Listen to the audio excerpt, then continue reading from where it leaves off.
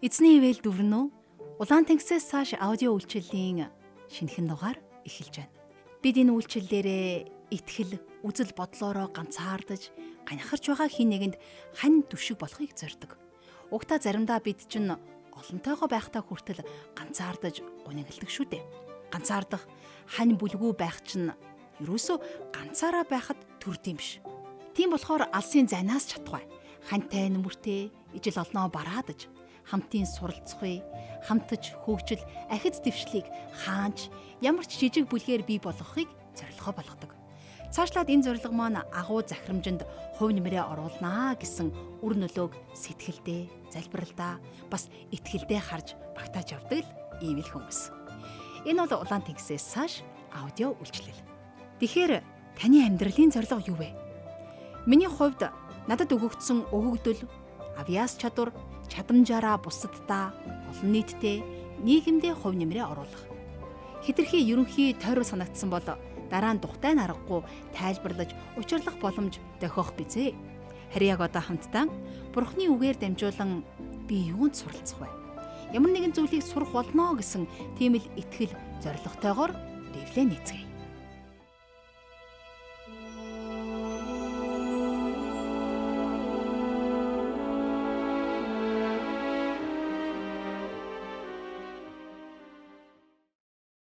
Дуулал 49-р бүлэг. Бүх хүмүүсээ сонс. ертөнц дэлхийн бүх оршин суугчдаа чих тавь. Хүн төрлөختөн хүний хүүгүүд баян ядуу аль аль нь сонсцгоо. Миний ам мэрэгэн ухааныг хэлэх бөгөөд миний зүрхний бясалгал ухаарл юм. Би сургаалт үгэнд чихээ хандуулна. Би таавраа босоо ятгаар тайлна. Хилэнцэт хүмүүс намайг бүсэлсэн. Хицүү хүнд өдөр би юунаас айх вэ? Эд хөрөнгөндөө тэд итгэж, элбэг баялгаараа тэд сайрхдаг юм. Гэвч хин нэгний амийн төлөөх золилт үнэхээр байхгүй. Бурханд төлж чадах төлөөс гижиж байхгүй. Учир нь амийн төлөөс нь үн цэнтэй. Хинч мөнхөд төлж баршгүй. Үхлийн булшийг үзүүлэлгүйгээр үрд амьдруулж чадах хүн гэж үгүй. Мэргэн хүмүүс ч үхтгийг хүн хардаг. Мунхаг ба бүдүүлгэнч сүндэг. Эд хөрөнгөө бусдад үлдээн. Газар нутгаа тэд өөрсдийнхөө нэрээр нэрлэвч, булшин тэдний үрдийн орон гэр. Үеийн үед суух газар нь байна. Хүндэтгэл дотроо хүн хоноглож үл чадах хагаад тэрээр мөхс адгуустай л адил. Энэ нь мунхгаар найдагсдын зам бөгөөд тэдний үгийг сайшаагчдын төгсгөл болоо. Тэд хон шиг үхэгсдийн оронд товлогдож, үхэл тэднийг хончилдог. Чихч шудраг нэгэн тэднийг өглөөд захирна. Хэлбэр дүрсэн арилж, үхэгсдийн орон тэдний оршин суух газар болно. Харин Бурхан амийг минь үхэгсдийн орны гараас золино. Учир нь тэр намайг авна. Хүн баяжиж, гэр орных нь хөрөнгө нэмэгдэхэд бүү ээ. Тэр үхэхдээ юу ч авч явахгүй. Түүний алдар нь араас нь явахгүй. Амьддаа тэр өөрийгөө жаргалтай гэж тооцсон, сайныг өөртөө үйлдэж, хүмүүс түүнийг магтдаг боловч эцэг өвгдийнхээ хойноос хүн явдаг. Игнэгт тэгээд гэрлийг үзэхгүй. Үн хүндтэй ч үл ухаарах хүмүүн бол үхэж мөхөх адгуустай адил. Дуулал 50-р бүлэг. Хүчит нэгэн Бурхан эзэн айлдаж, нар мантахаас жаргах хүртэл дэлхийг дуудаж байна. Үцэглэнгийн дээд болох Сионоос Бурхан гэрлээ цацруулж байна. Бидний Бурхан ирээд дуугүй байхгүй. Урд нь залгигч гал, эргэн тойронд нь хүчтэй шуурга. Тэрээр ард түмнээ шүүхийн тулд тэнгэр болон газар дэлхийг дээрээс дуудаж, тахлаар дамжуулан надтай гэрээ хийсэн итгэмжит хүмүүсийг минь над руу цуглуул гэдэг. Тэнгэрс зөвхт байдлыг нь тунхагладаг. Учир нь Бурхан өөрөө шүүгч юм. Сонсогтун ард түмэн минь ээ, би ярина.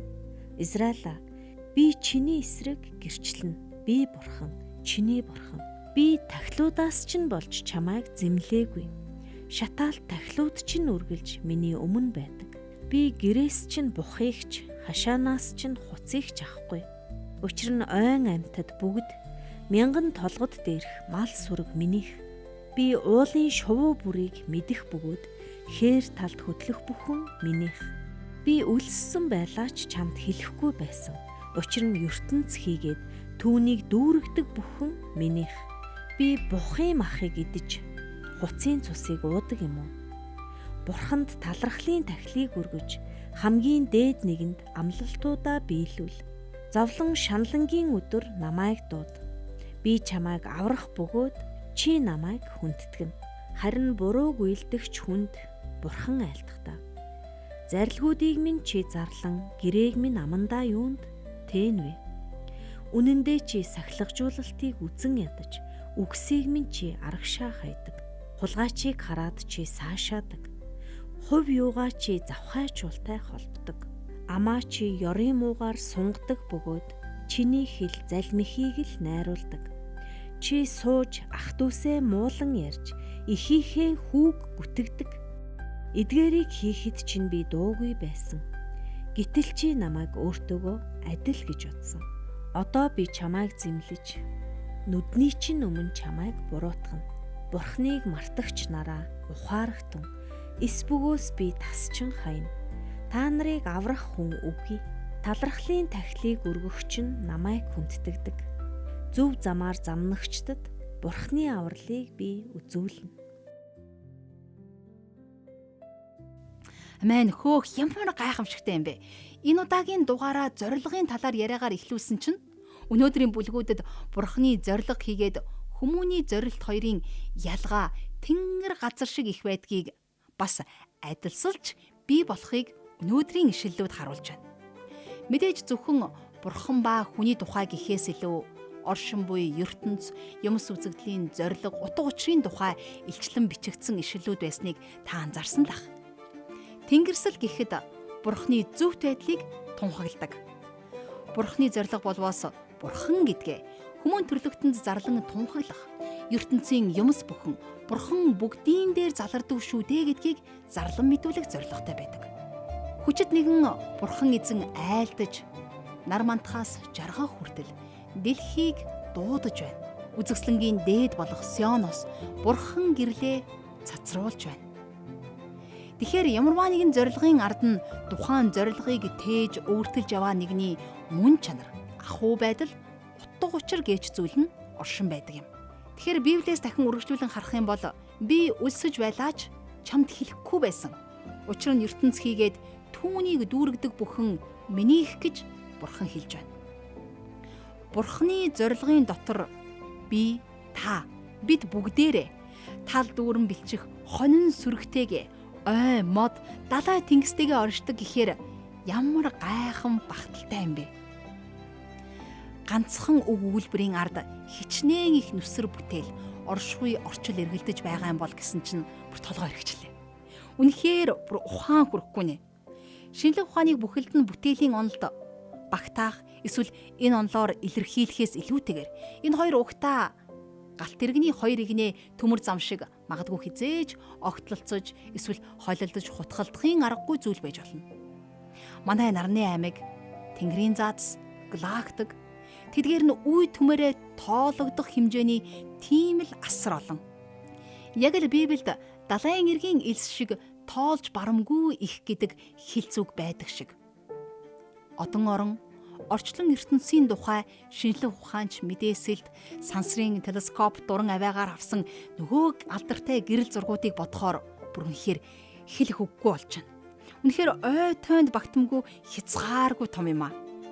Тэгэхээр яг л энэ догдолсон сэтгэл хөдлөлөөтэйгээд хамтдаа нэгэн магтан дууг сонсцгоё. Энэ бол Христ итгэлд Монгол уран бүтээлч эмэгтэйн зохиосон Хүн гэдэг магтан дуу. Дууны үгийн цөм хэсэг нь 8 дугаар дуулал дээр тулгуурлагдсан байгаа юм. Та Библийг нээгээд дагаад дуулсан ч болно шүү.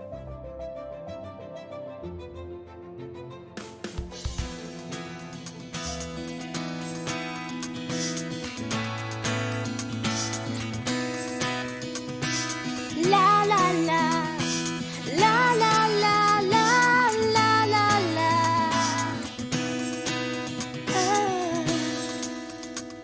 Таны мотрын бүтэл болох таны тэнгэрүүдийг цогцлон байгуулсан сар одыг харахтаа хүнгийгч юу болоод та түн санаа тавьж хүний хүүгийгч юу болоод та түүнийг халамжилнэ та түүнийг илчээс арайдор болгож адар ба хүндэт хилийн тэдми өмсгөөж тадине ямар суу алдавэ тадине ямар авуэ тадине ямар суу алдавэ тадине ямар авуэ ямар авуэ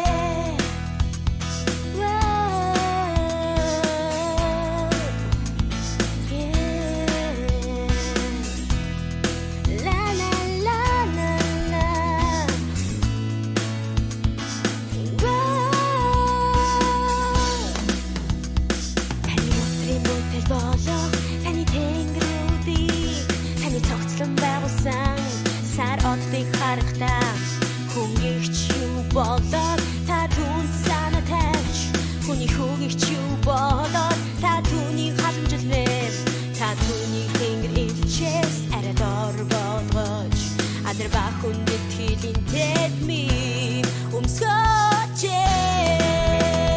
тадине ямар суу алдавэ тадине ямар авуэ тадине ямар суу алдавэ тадине ямар авуэ ямар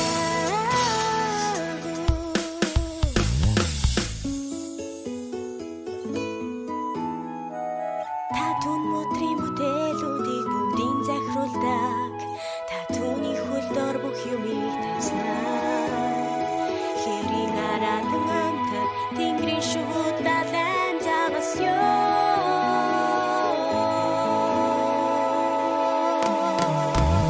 тадине ямар суу алдавэ тадине ямар авуэ тадине ямар суу алдавэ тадине ямар тадине ямар суу алдавэ тадине ямар авуэ тадине ямар суу алдавэ тадине ямар авуэ ямар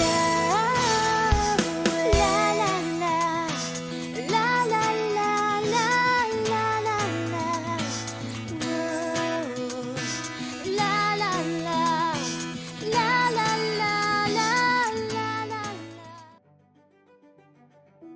Та түүнийг бурхнаас арай доор болгож алдар хүндийн дитмийг түүнд өмсөжээ.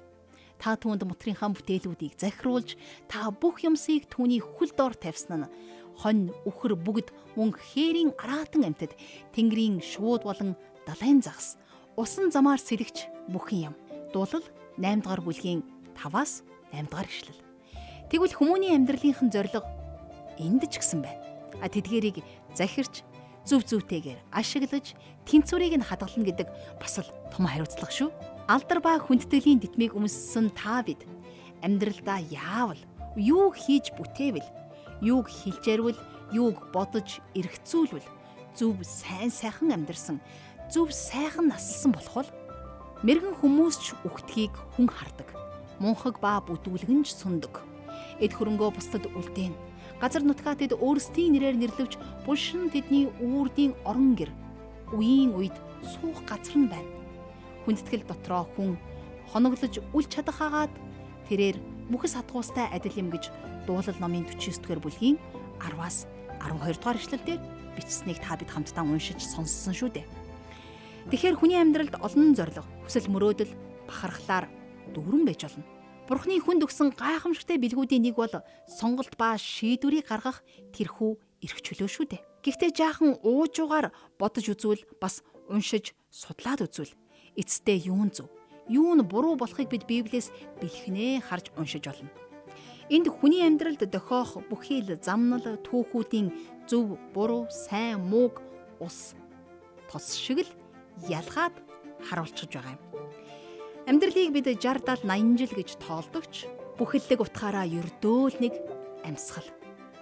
Хономхон зур болоод л өнгөрөх хувь зохиол, төр зураг, зуурдын гихүүд. Энд үүнийг мөхөх адгуус амьтадтай адилхан гэж хэлж, хэмжигдэх хугацаагаараа л ялгаатай байж болох ч гэсэн хүн амьдралаа мунхаг ухаан, мунаг сэтэл дотор барьж байгуулах гэж оролдвол эцэстээ тэнэг лууснаас ялгагдах юмгүйгээр амьдрснаас болоод туулсан тэр амьдрал нь гарц шиг санагдахгүй гэдгийг хэлсэн байна. Харин мөнхийн зүйлс харин бурханд л байгаа. Тиймээс мөхөж устдахгүй тэрл зүйлд хөрөнгө оруулалт хийхийг эзний үг биднэрт зөвлөж байна. Тэгэхээр өдрүүдээ хэрхэн тоолохыг минь зааж өгөөч гэсэн залбиралтайгаар өнөөдрийн дугаараа жаргая. Зуурдын жаргал цэнгэлээс илүү жинхэнэ баяр хөөр гэж юу болохыг ухаарч, таньж, амсаж мэдрхийг хамтдаа гуйж залбирцгаая. Хурамс тэнгэрийг үгээрээ зогслон бүтээсэн бурхан минь, таньда бүхий зүйлийнхаа төлөө талархъя.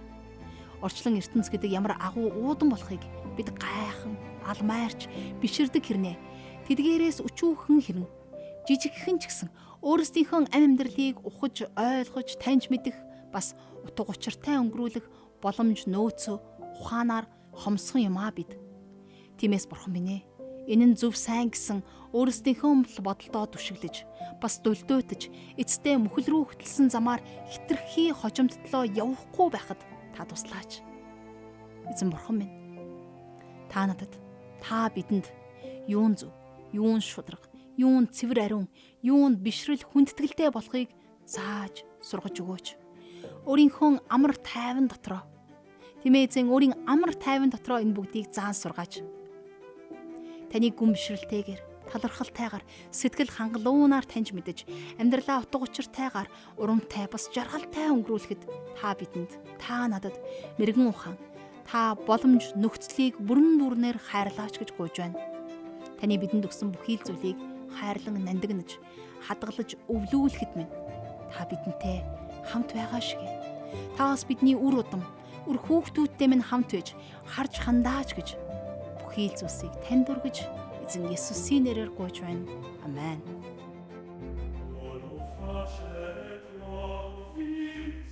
Улаан тэнгисийг гатлахаас өмнө Израильчууд бурхантай анхлан танилцсан бол тэнгисийн цаад эрэгт тэд хүл тавиад бурхантайгаа ойртон нөхөрлөж итгэлээр амьдрах шин замнлаа эхлүүлсэн.